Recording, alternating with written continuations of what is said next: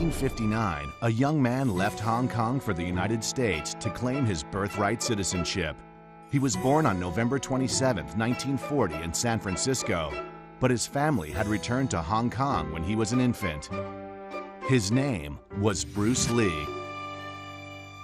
A philosophy major at the University of Washington, he supported himself by teaching fellow students his beloved Kung Fu. Here he met his future wife, Linda. They would have 2 children, Brandon and Shannon. Of all his students, they were Bruce's favorite. By 1964, he had 2 Kung Fu schools, one in Seattle and the other in Oakland, California. Bruce taught anyone who was interested, regardless of race.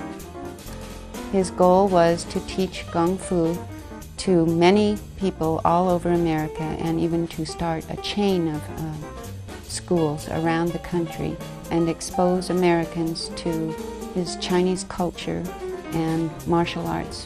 When a group of Chinese martial arts masters ordered him to stop teaching non-Asians, he offered instead to fight their top man.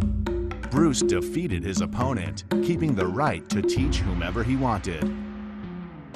After a successful screen test, Bruce was cast in the Green Hornet, based on the popular comic book hero, as the loyal sidekick, Kato. When the show premiered in 1966, American audiences were amazed. Producers asked Bruce to slow down because his movements were too fast for the camera. Bruce Lee comes along in sort of cultural history at a time when the general impression of China and of Chinese people for the previous 100 years or so has been that sort of poor, uneducated, menial laborers, and China is considered a dysfunctional country. Bruce Lee creates this whole new persona. The Green Hornet was canceled after just 1 season, and Bruce once again taught lessons. This time privately, often to celebrities like James Coburn and Kareem Abdul-Jabbar. He also began to develop his own martial arts philosophy, known as Jeet Kune Do, or the way of the intercepting fist.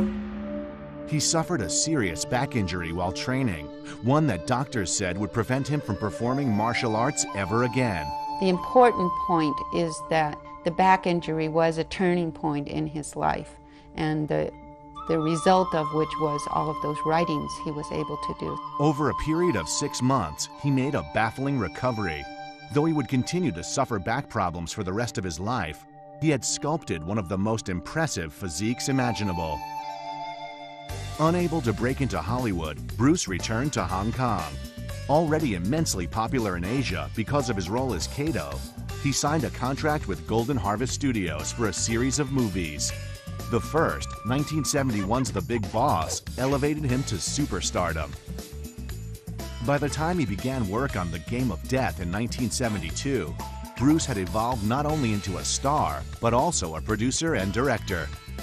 Bruce halted production on this film when Warner Brothers offered a joint collaboration on a new picture called Enter the Dragon. Bruce Lee has really transcended this idea of either being a martial artist, a movie star, a philosophical teacher, or even being Chinese. He's sort of become a heroic figure and an icon of righteousness to the world.